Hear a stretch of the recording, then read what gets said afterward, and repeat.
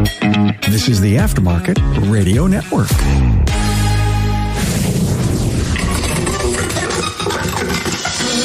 Hey, why is reaching out for help so hard for so many people? Well, let's break down the barriers and formalities and dive into what a first call to a business coach can be like. I'm with Aftermarket Radio Network host Coach Chris Cotton at ASTE 2022. They're sponsored by Shopware. Now look, you don't have a hobby. You've got a business that needs your attention to profitability. Never stop improving yourself and your business. Embrace accountability partners, peer groups, and coaching, and watch what you can do. Carm Capriato here, the Aftermarket Podcast Pioneer, and thanks to our partners that make this episode possible. Hey, are you going to Apex 2022? Well, please let me know. You're going to see a revamped Repair Shop HQ. That's right. This one-stop destination is to meet the product, equipment, and training needs of shop owners, managers, and technicians. It's all happening at Apex 2022, November 1st through the 3rd in Las Vegas. Be there. I hope to see you. Register at aapexshow.com. Still not too late. Hey, do you struggle to let go of the shop at the end of the day? When you see your end-of-day balance and how you're tracking this month, it's much easier to enjoy that ball game or the holiday. Talk to my friends at GetShopware.com. Hey, it's Carm here again, ASTE 2022. We're out in Raleigh. Wow, Chris, what an event. Yeah, it's been pretty good, and that's just the actual event. You know, we've got a distraction of the edge of a Hurricane Ian came to visit yesterday, and Kimberly and I actually got out of the hotel this morning to go buy groceries for our continuation of our road trip this morning. And there's actually some smaller limbs down around town. Yeah, we came back from a dinner last night where I never seen so much water just on flat blacktop. And I was traveling with, it was Matt Skundrich. And he goes, Carm, I've been in all of them. I've been in the tropical storm, which is where we are right now. He says, It's this tail end thing. I've been in a 1, 2, 3, and a 4. And he goes, and when you live in those areas, and he lives in Florida, he says he knows the 1 means this, you're going to be really inconvenienced. 2 means that you're going to lose power. 3 means that you're going to lose by a roof. and they go down with all of that stuff. All of the stuff. It's crazy. Anyway, good to have you here. Sponsored. Yeah, it's great to be here. Sponsored here at ASTE by Shopware. So thankful to them. Hey, look, thanks for all that you do on the Aftermarket Radio Network with the Chris Cotton Weekly Blitz absolutely. Show. I love it. How many episodes? Like 80 weeks? 80. We've got, I think episode 80 is getting ready to come out. And then I've recorded and shipped to you guys all the way through the end of our trip. So at least through the middle of October. Yeah. Oh, we're slave drivers when it comes to that. Yeah, we got to do it. I mean, it's one of those things, and you're like, oh my gosh, I've got to do 6 of these. And then I will tell you, so before Kimberly was in here with us and we were talking about, like, you know, I have my on-air sign so that so she knows not to bother me or whatever. And I was on a roll. I had all 6 of them scripted out and was ready to go. I went in and did the first 2, and I didn't recheck the audio after the first one. So neither one of the first 2 got recorded. And so I'm like slamming doors and stomping through the house. And I'm like, I've been in here for like an hour and a half and I still have 6 to do. It's one of those things. Anyway, it happens. How long have I been doing this? 7 years, 7.5 thousand, 1,100 plus episodes and the network. You don't think I've done that? Oh, I'm sure. Well, and you know, I have a checklist now. Chris, make sure this is on. Make sure this is on. And I made sure all that was done. And still, every time I sit down in the studio, if I'm recording or we're going live, I have, because 3 different formatted shows, Chris, and I have these packets of index cards, and on them is the cues that I need to know. Is the door in the studio closed, right? That's as detailed as I get. It's the on-air sign on. Turn this recorder on. Open that screen. Do you have water? Did you turn off your cell phone?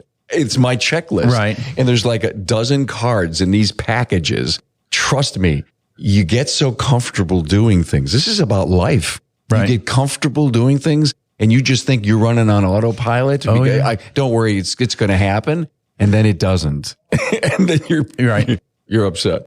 Anyway, Chris, he's doing a leadership series. You've done some incredibly deep emotional episodes, and they're just going to be classics on our network. But you're out there helping so much and bringing all your great wisdom of having been in the business before. What I want to know, and the value that I want to bring our listener, is the kind of phone calls you get where people are struggling and how you kind of push them or listen and walk them through it. I know there's people who want to improve their life. They want to improve their family, their income, their future, and the family at work.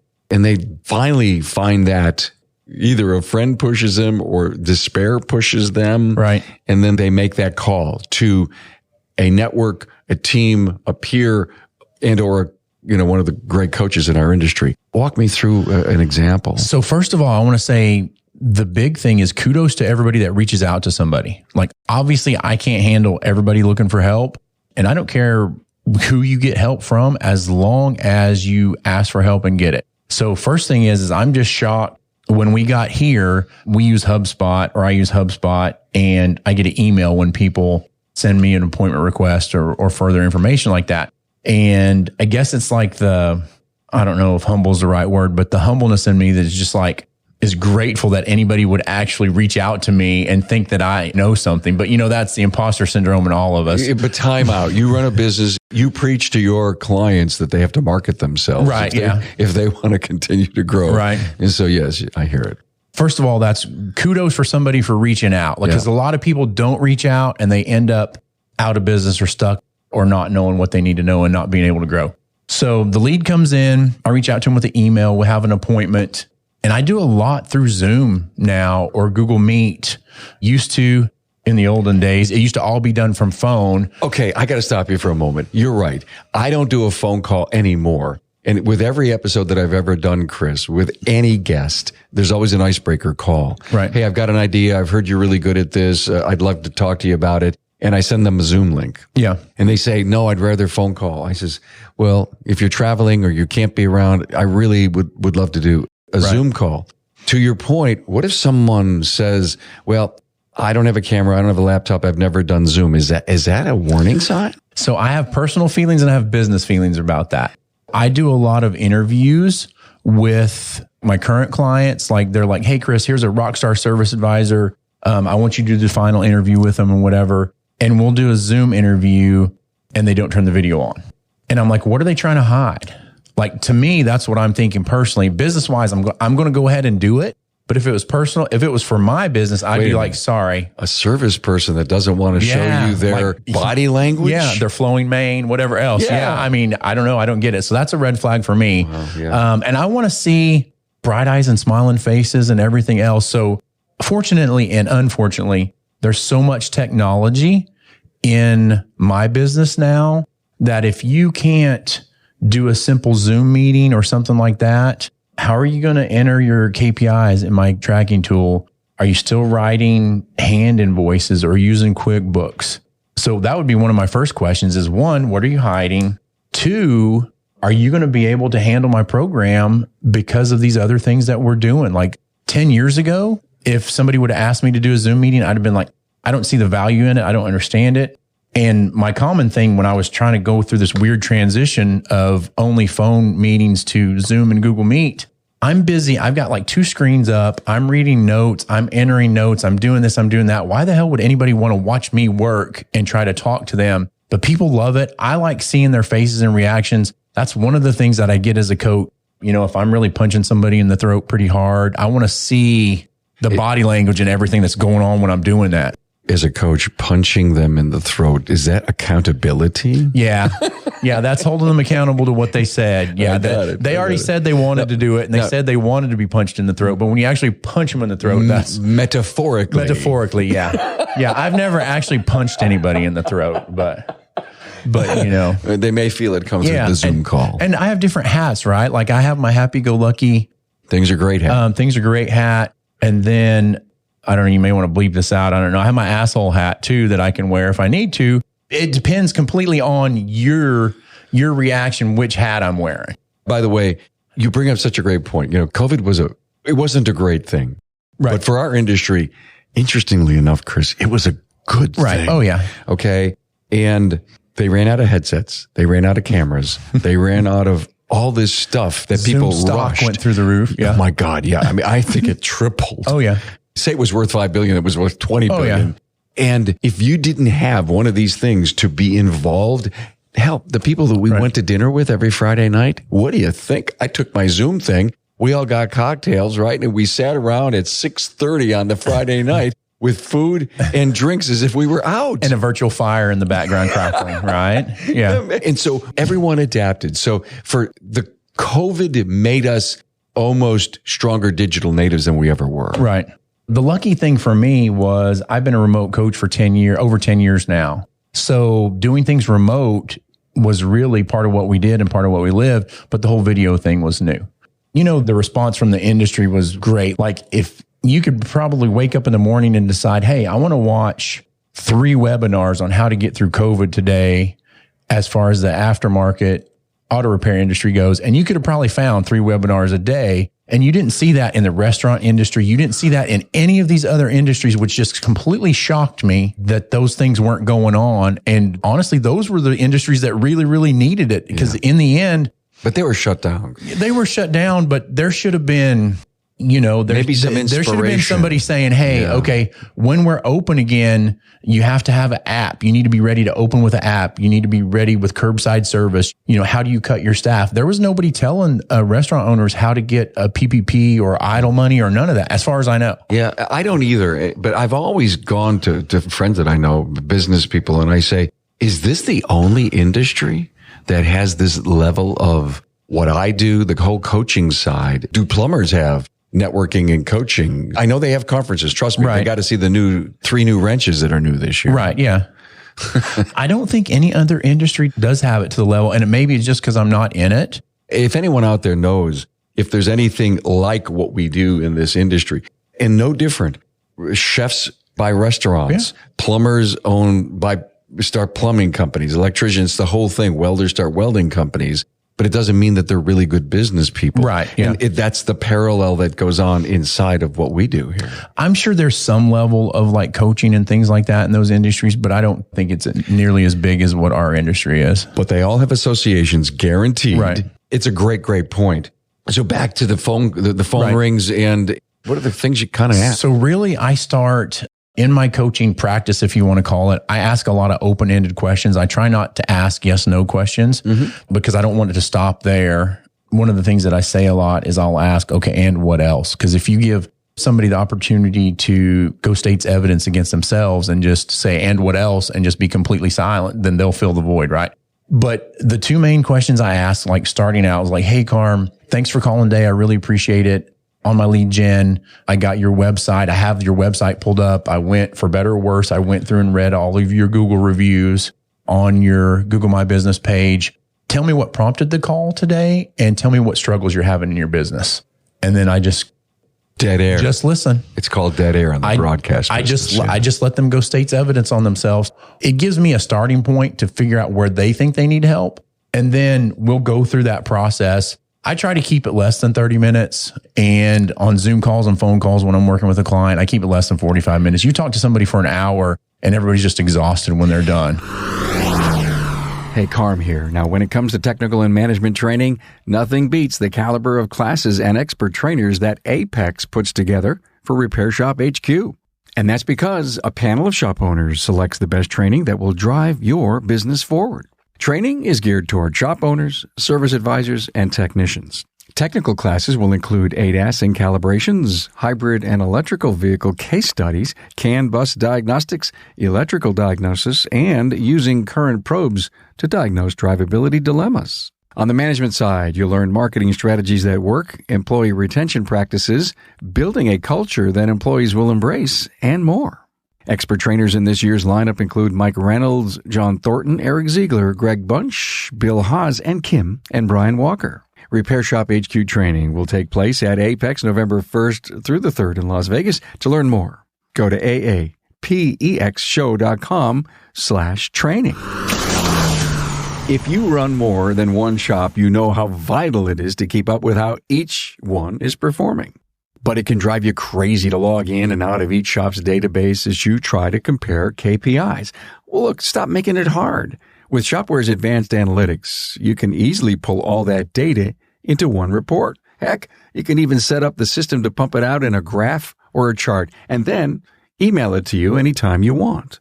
Why tax your brain before you even start looking for trends and wins to celebrate? Let the computer do the work for you. Spend less time sifting through pages of numbers. Now, once you see your business's potential right in front of you, you can take steps to make it even better. And then you can take a night off to enjoy the time you just won back. Benefit. Go with the team that created DVX, my friends at GetShopware.com. If you, as the shop owner who has made a huge decision to interview coaches and to take that really big and important leap, you got to be clean. You got to bring it all up. Well, and people need to realize when they call me, I don't have all the answers. It's like going and being a black belt in karate, right? Like every black belt in karate, when they first started, they had their yellow belt. They knew just enough karate to get their ass kicked in a really, really good fight. And you have to get more information and learn more in order to be better and be better for those people businesses. You know, when I'm talking and asking them, I'm asking them questions. I'm learning about their business. I'm being quiet so I can listen and understand. And then kind of the follow up to that is, okay, I don't even try to sell them on the first phone call. I don't try to do anything because at that point, I don't know enough about them to know if I want to be their coach, because I don't take just anybody that calls, because some people I'm not right for. And there has to be a relationship there, or else the thing about accountability is, Carm, if you're not afraid to disappoint me, then accountability does nothing. You have to wake up the day of our phone call and be, oh my gosh, I told Chris that I was going to do X. He's going to Google Meet me in 3 hours and I haven't done it yet. If you wake up in the morning and that doesn't give you stress and anxiety and you're like, it's Chris. You're wasting your money. You're wasting your money. Yeah. You might as well pull the plug and move on at that point. By the way, anyone who's listening to us, if you got a coach, great. God bless you. Stay with it. Networking. Mm-hmm. You have a friend who's struggling, and more our industry is opening up to peer meetings and networking. And not everyone is at a certain level that you would be at. Please share this episode. Go out and say, hey, Absolutely. Chris and Carm, this is a great episode. Listen to this thing and make a decision. But at least you've gotten some behind the scenes on how this coaching thing works. But really, you're testing each other at each end. Right. And you're trying to figure out if this is a good fit, if we can build a relationship here. And I'll say real quick, if you think, oh, coaching is so far past me, it's too expensive, it's whatever, then get into a peer group that doesn't, like, the expense is not as there. And then let 15 or 20 of your peers punch you in the throat. That way you get punched by all of them and not just a coach. Yeah, I've been in meetings. They get pretty brutal sometimes. In Buffalo, where I am, we've got a great independent group. We meet at 6:15, third Thursday of every month. And it's gotten to the point, Chris, and these are the kind of networking groups that you need to look for, that people are bringing P&Ls to share, retirement strategies, and the respect is totally in the room. But every once in a while, somebody will say, what do you mean you're not doing that? Well, and so when Kimberly and I had our shops, I was at a peer group meeting, and like all shop owners do, we have outside influences that affect our business. We lost a major employer in town, and our numbers had plummeted. And we were in this meeting, and I'm going through, and people are like, why is your car count so low? Why are your sales down? What's wrong with your margins? And I broke down in tears. I mean, you guys know me, like my emotions are on my sleeve. Yep.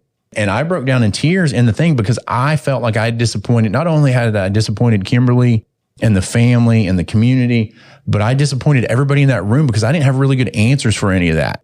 And so I got up and left the room, just tried to put my stuff together. Yeah. And then I went back in the room and sat down, and they're like, okay, we're going to pass Chris. I said, no, we're not going to pass Chris. We're going to come back to me, and I'm going to sit here with my big boy pants on, and I'm going to answer all these questions to the best of my ability, because I need you to help me figure out what the answers are. And I did that. And after the meeting, some people were like, Chris, we didn't think you were coming back. We thought you were just going to leave your computer and everything here, and like you were not coming back. And I'm like, no, that you have to come back. That was a character building moment, right? Yeah. Wasn't it? Oh, yeah. Yeah, think about it. I'm thinking about cookie cutter. As a coach, yeah, you may have a standard KPI thing that you measure people. You measure the, if you will, the blood test of the business. Right. But not every strategy or leadership improvement is cookie cutter. Everyone is different. Every person is absolutely different. The class I taught yesterday, we had about 30 people in there, 30 shop owners. We had a great conversation. Afterwards, we're like, Chris, thank you for not just standing up there and talking the whole time. We love the interaction. So in that class, I was talking about how it doesn't matter what your labor rate is. The people across the street don't matter. your business is unique to you. Like, it's kind of weird, a snowflake. Like each shop is their own unique individual snowflake. Oh, right? I see. I understand. See, are you with me now? I'm with you. I pulled it back in. Trying to figure out what everybody else is doing is really, really hard. And basing your business model, like pricing and everything else, you can't do that. So again, to the cookie cutter.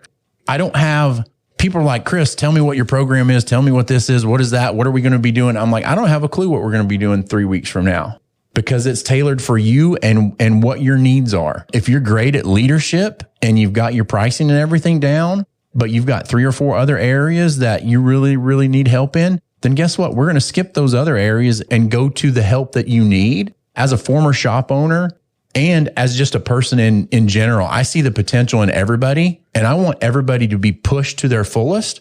But most people don't want that. I can look at somebody with a 12-bay shop and they've got 3 technicians, and I'm like, oh, you could be doing $4 million a year. But if they don't want to do that, and if they don't want to be that, then there's no need in me pushing them to that. So that's another one of the things I ask is, what do you want to be? Where do you want to be 2 years from now? Do you want to be a multi-unit? And most people are like, oh, heck no, I can barely handle one. I would never want a second one or whatever. So I try to push people to where they want to be, not where I want them to be. And again, that takes them to everybody's individuality. I have a tough question. Okay. What is the number one problem area that you're finding? Oh, gosh.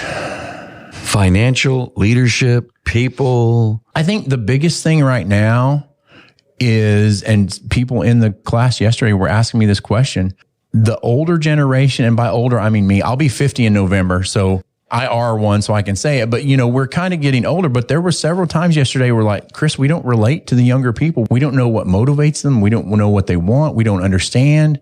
How do we motivate these people? And I would love to tell you there's a great answer for that, but there's really not. Like, the businesses we have now are not the businesses we had 18 months ago. And so it's completely different, and the people have changed and everything else. Do you find that this older generation, I don't know the age group, it doesn't matter, maybe it's 50, 60, just wants to do everything, and they've never really passed or delegated who should do this stuff? And then open your eyes for a younger person that will bring the liveliness, or they'll teach you.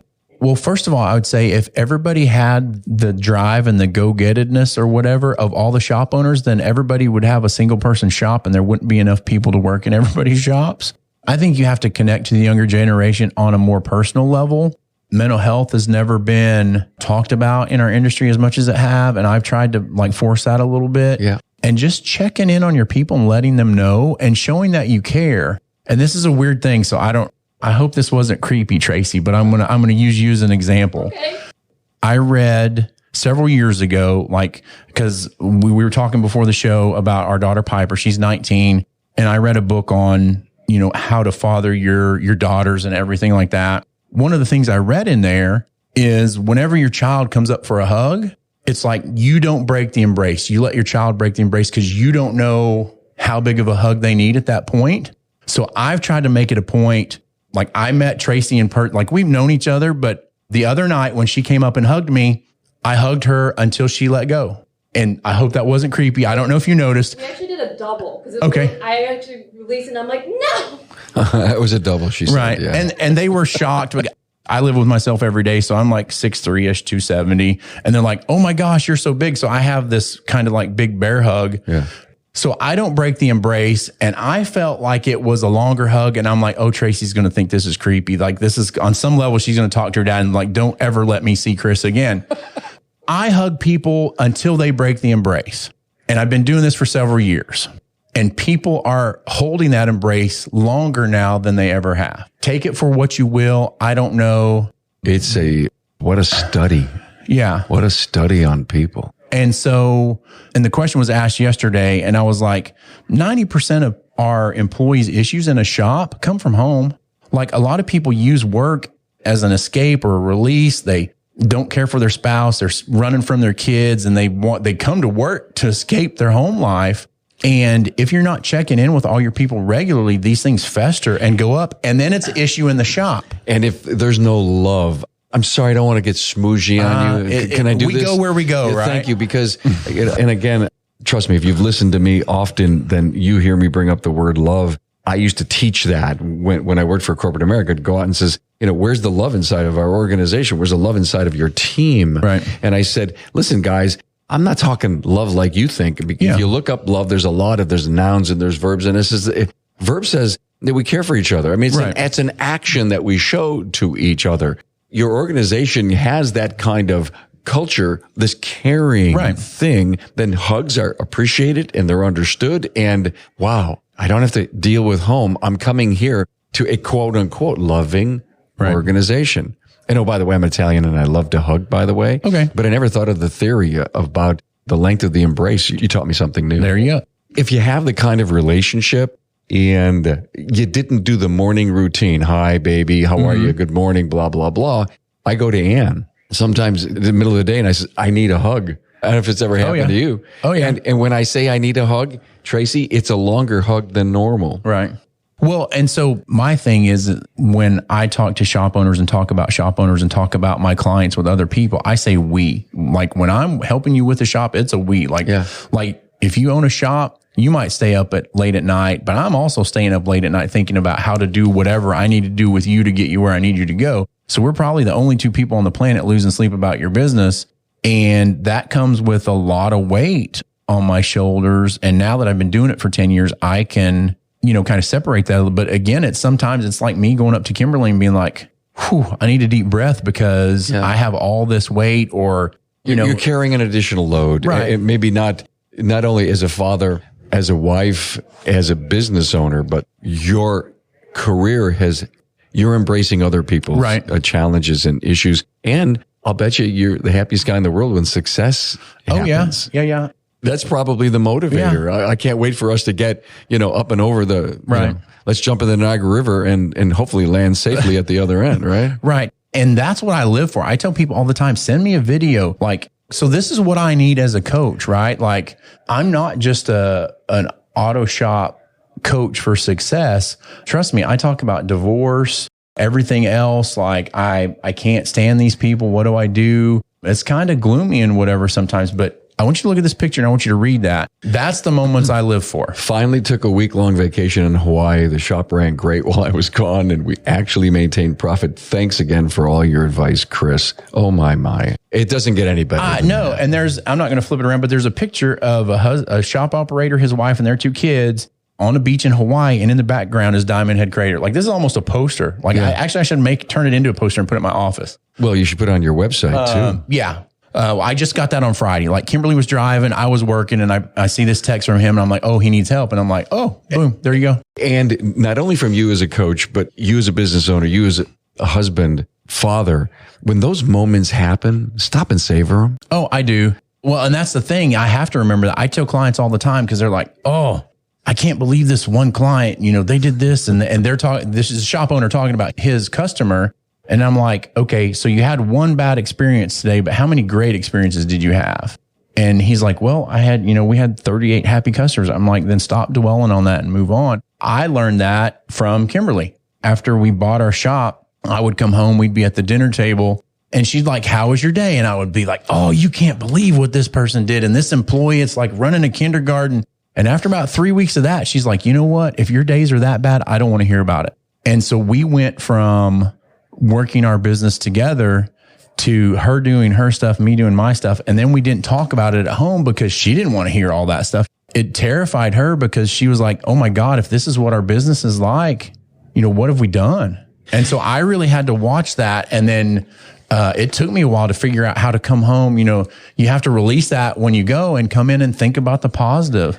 You told a story that thousands and thousands of people can relate to. I mean, this goes on every day at the end of the day. Oh, yeah. And it's probably not super healthy for your state of mind. It's not super healthy for the marriage, for the family to come home with the weight of unproductivity, zero profits, can't pay my bills. That's why we're kind of doing this episode. And that's why we need you to share this with someone because I know if you're listening, 80% of you are on the top of your game. And the reason you come to this podcast is you just want to continue to hone your skills and to listen to continuous advice and listen to learn just one thing to either affirm or confirm or add something to your to-do list or change your strategic plan or go out and hug somebody today. There we go. Yeah. Okay. And you're doing one thing to help people, and I'm doing something to help, the much wider side of the industry. I've had so many people come up to me every year. More and more and more and more people come up and they call me by my first name. And I say to myself, do I know you? Because, did I meet you at another place? I'm terrible with faces and names, right. Chris. I am just the worst. Well, I said, if the way I used to know people as a shop operator is I knew everybody's car. And as soon as I saw everybody's car pull in, I'd be like, oh, that's so-and-so. But if I'd have met that person at the grocery store and not seen the car, I wouldn't have had a clue who that was. Known them. I do have one more thing I want to say though, on that Kimberly front. Like when you're a shop operator or service advisor or whatever, you're on all day. And I used to come home and be like, I need an hour of quiet with nobody talking to me so that I can reset. You got to figure out how to reset in less time than an hour. You got to do that on your way home, because if you have a spouse, and I know you were talking about spouses in the business and everything else. If you're going home to a spouse that isn't in the business or something like that, they've been at home doing whatever all day, like taking care of your kids, supporting you, organizing you, whatever. And they want you to be on for them the minute you walk through the door. So you either have to turn it off and turn it back on, or you have to reset your mind and be ready to support and hug them when you get home, I guess, and be ready to answer their questions and everything else. That was a big lesson I had to learn, and it took me way too long to figure that out. Great point. I mean, huge point. When you cross that threshold, a different person shows up. And one of the things that I learned a long time ago is I had to give it to my family and give it to my wife. But then if I had to de-stress myself, if the ride home didn't completely help, then once I gave to the family, then I had to go out and figure out how to re-stress from the day. Right. And sometimes just being there, eating dinner and being with the family didn't de-stress me. And it's almost like you have to talk out mentally all the positive things, but then the few negative things that brought you down. And even today, like this is a fight. Like now, like I'll go in, I'll do some podcast episodes. I'll be in my office 5 or 6 hours, and I may run to the bathroom and grab a cup of coffee, whatever, and say hi. And then she'll ask me like, how are things going? I'm like, oh, everything's great. That's not what she wanted. She wanted me to stop and tell her like each client what's going, because she's invested in all these people too, right? Because she knows their name. She's met them. She's traveled the country with me. She's visited shops, and she's like, oh, how's so-and-so doing? And I get in that mode sometime where I'm so busy. I'm like, oh, everything's fine. But then later on, I'll start talking about it after I decompress and be like, oh, well, so-and-so's got this issue and so-and-so's got this issue and somebody had this issue and this is how we handled it. And that's what she wants. Great. Yeah. It's just a great pice of advice. I love this episode. Oh, I do too. Thank you for being here. Yeah. Well, 5 minutes in, you're cutting me off? What? Yeah. I mean, I don't know. It does feel like 5 minutes. Yeah. It really does. And especially hanging out with you, because if you're not on your toes when you're hanging with Chris, you're done. It's the squirrel and everything. And I will tell you, so I can see Carm's notes, and he had like 6, 7 things to keep the conversation going. And before we go, I'm like, Carm, just turn it all on and let's go. Because I used to stress out about like, we would go on air, Town Hall Academy or whatever. And I'm like, I don't know what we're going to do. I just learned just like, let's go. No, just push the boulder and it'll roll downhill. With you, I didn't have to worry. Right. But I wanted to make sure, because my job is that the audience end up getting something good. And they did. Yeah. I don't know how it happens. It just boom, squirrel. Chris Cotton from AutoFix Auto Shop Coaching and the Chris Cotton Weekly Blitz podcast. Hey, and thanks for being in the Aftermarket Radio Network. Hey, thank you for inviting me. It's one of the things that, as shop owners or as people were like, hey, you have to do marketing, you have to do video, you have to do this. And I was like, I don't have time to do any of that. But really, my business went to the next level when we started that. And, as far as lead gen goes or anything like that, most people say, oh, I heard you on the podcast, or I've been stalking your podcast for 6 months and I finally decided to call. Cool. Great story. Amazing. Thanks, man. All right. Thank you. Thanks for having me. Thank you, Tracy. Thanks for being on board to listen and learn from the premier automotive aftermarket podcast. Until next time.